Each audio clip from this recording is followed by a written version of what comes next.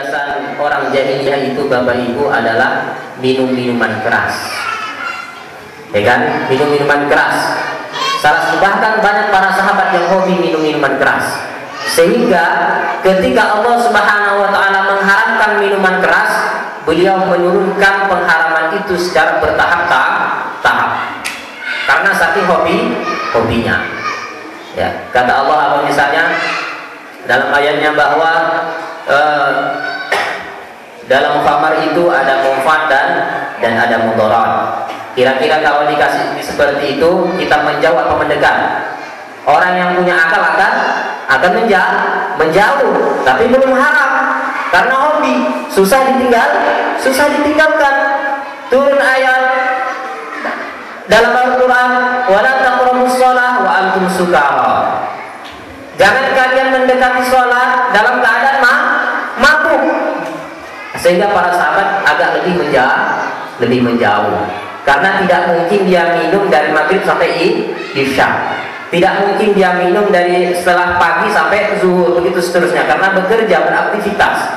Kemungkinan besar mereka akan minum pada malam harinya. Itu pun bagi yang tidak suka sholat malam. Ya kan, tidak mungkin sholat malam sambil mabuk, ya kan? Tidak mungkin. Baru setelah itu Allah tegaskan bahwa minuman khamar itu haram, ismun kabir, dosa besar, kata Allah. Apa kata Ummul Mukminin Khadijah ketika turun ayat tentang pengharaman khamar? Maka jalanan-jalanan di Madinah itu penuh dengan botol-botol minuman, banjir dengan minuman keras. Kenapa bisa seperti itu? Akidahnya sudah bagus. Mereka sudah siap menerima perintah apapun dari Allah Subhanahu wa Ta'ala. Kalau sudah ada perintah dari Allah, sami'na wa ata'na, selesai. Tugas Rasulullah sudah selesai. Karena 13 tahun di Mekah, Rasulullah berhasil membina, meluruskan akidah dan keimanan masyarakat jahiliyah. Ini tugas kita semua, Bapak Ibu yang dimuliakan oleh Allah, terutama kepada generasi muslim kita, anak-anak kita. Ya, keimanan inilah yang harus ditanamkan terlebih dahulu sebelum kita menanamkan nilai-nilai yang lain. Ini yang pertama yang harus kita contoh dari beliau Rasulullah Sallallahu Alaihi Wasallam. Ya. Yang kedua, yang perlu kita contoh dari kehidupan beliau adalah bagaimana kualitas ibadah Rasulullah Sallallahu Alaihi Wasallam. Ya. Betapa beliau dalam beribadah itu adalah ibadahnya yang spesial dibandingkan yang lain. Ya. Diriwayatkan ketika beliau membaca Al-Quran sambil menangis, begitu seterusnya. Ketika beliau sholatnya sangat panjang. Itulah yang dilakukan oleh Rasulullah Sallallahu Alaihi Wasallam. Dalam riwayat suatu hari Abdullah bin Abbas radhiyallahu anhu masuk ke rumah Rasulullah dan mendapatkan beliau sedang sholat sunat malam. Ya kan? Setelah itu beliau ini sahabat ini berada di samping Rasulullah mengikuti sholat. Rasulullah pada waktu itu membaca surah Al-Baqarah. Kata Abdullah bin Abbas, ini Rasulullah nih selesai juz 1 beliau ruku nih. Itu kan pikirannya. Ternyata ketika di ujung selesai juz 1 nyambung juz 2, enggak ruku. Kira-kira kata Allah, ini selesai juz 2 nih ruku, enggak ruku juga. Sampai di akhir surah Al-Baqarah. Kata Abdullah bin Abbas, ini Rasulullah nih habis Al-Baqarah nih ruku nih. Ternyata enggak, nyambung surah Al-Imran. Ya kan? Ini bayangkan kalau ini kita laksanakan, gimana dengkul kita kan? Kita sholat subuh baca surah Sajadah sudah keteteran, ya kan? Tapi sekali lagi itu yang terbaik. Tetapi kita mencontoh Rasulullah Sallallahu Alaihi Wasallam sesuai dengan kemampuan kita. Ya. Itulah ibadah beliau. Ketika suatu hari para sahabat datang ke rumahnya Aisyah radhiyallahu anha. sahabat bertanya, ya Ummul Mukminin, bagaimana ibadahnya Rasulullah Sallallahu Alaihi Wasallam? Dikasih tahu oleh beliau, Rasulullah itu kalau sholatnya lama, ya, begitu seterusnya. Ibadahnya Rasulullah itu begini-begini. Apa kata sahabat? Kalau begitu, saya akan sholat malam terus-menerus. Tidak tidur. Yang satunya bilang, kalau begitu, saya ingin berpuasa terus-menerus. Yang satunya bilang, kalau begitu, saya ingin tabattul. Tabattul itu mengkebiri diri biar lebih khusus dalam beribadah. Ya, karena motivasi untuk apa? Mencontoh Rasulullah tadi. Mendengar hal itu, Rasulullah Sallallahu Alaihi Wasallam langsung naik mimbar. Apa kata beliau? Ayyuhan nas, hai manusia, saya mendengar begini dan begitu. Ketahuilah, saya juga sholat malam, saya juga tidur, saya juga berpuasa, saya juga berbuka. Bahkan saya, kata Rasulullah, menikahi beberapa wanita. Artinya apa? Ya, artinya apa? Dalam rangka mencontoh Rasulullah Sallallahu Alaihi Wasallam, justru kita tidak melupakan kewajiban kita sebagai manusia. Kita tidak melupakan kewajiban kita sebagai kepala rumah tangga. Kita tidak melupakan kewajiban kita sebagai kedua orang tua. Begitu seterusnya. Ini yang pernah dicontohkan oleh Rasulullah Sallallahu Alaihi Wasallam. Betapa begitu ibadahnya sangat spesial untuk kita contoh. Dalam riwayat Bapak Ibu, beliau sholat malam itu sampai bengkak kaki beliau. Itu Rasulullah. Ketika ditanya oleh Aisyah, ya Rasulullah, padahal engkau sudah diampuni yang lalu dan yang akan datang. Ibaratnya tiket surga udah dapat. Kan seperti itu. Kenapa kok bersusah payah beribadah? Kata Rasulullah, apakah salah kalau saya ingin menjadi hamba yang bersyukur? Ini Rasulullah. Jaminan surga sudah dapat, ya. Jaminan ampunan sudah dapat. Tetapi ibadahnya begitu dahsyat. Bagaimana dengan kita semua? Ya, jaminan surga belum didapat, ya. Ya, di pintunya saja belum dapat kan? Ya. Jadi terus berusaha meningkatkan ibadah kita kepada Allah Subhanahu wa taala, karena inilah yang akan membantu kita di hadapan Allah. Itu yang kedua. Yang ketiga, visi kenabian adalah meluruskan akhlak umat manusia. Di berbagai ayatnya Allah Subhanahu katakan, wa innaka la'ala khuluqin 'azim.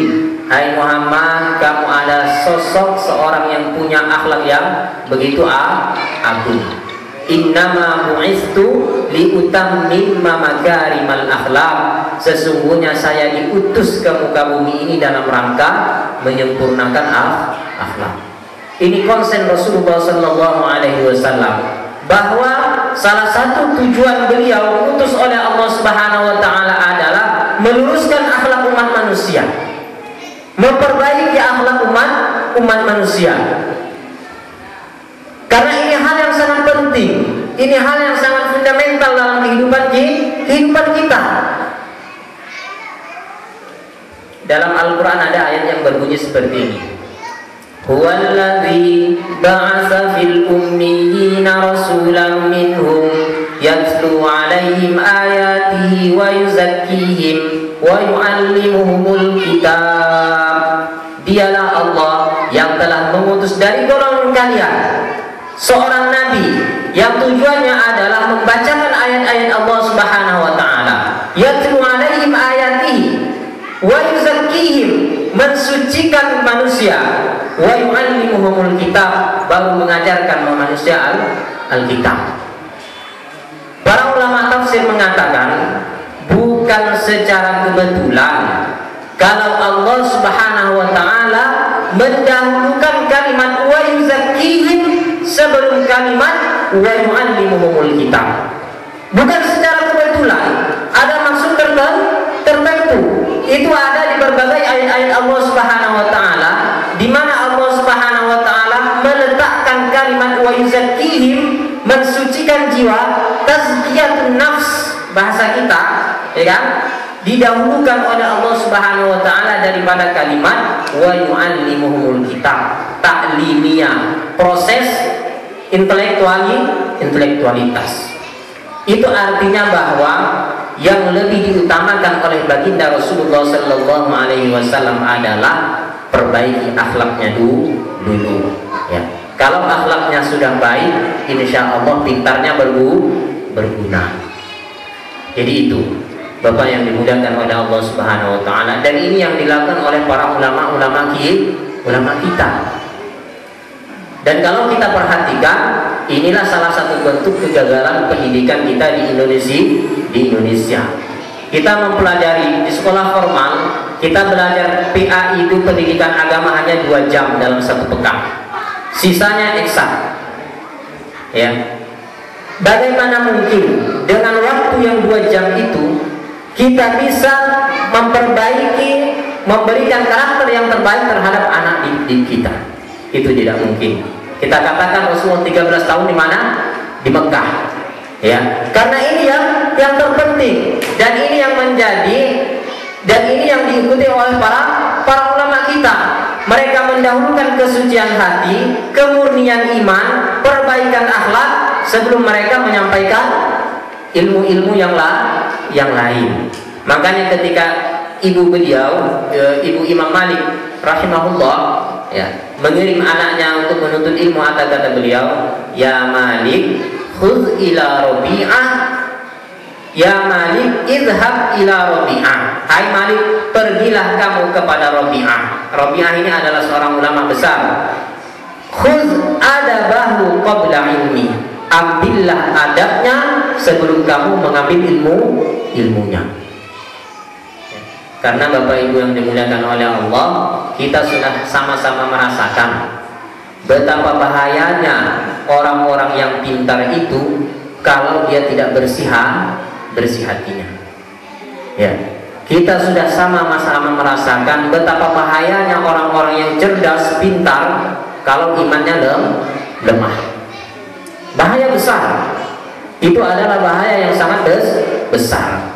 Oleh karena itulah kenapa ayat pertama yang diturunkan oleh Allah Subhanahu wa taala dalam Al-Qur'an, wahyu yang pertama adalah surah Al-Alaq. Iqra bismi rabbikal ladzi khalaq. Bacalah dengan nama Tuhanmu. Ya, Iqra ini adalah konsep akidah. Ya. Tazkiyatun nafs. Iqra, bacalah, kata para ulama tafsir, Iqra itu bukan hanya membaca.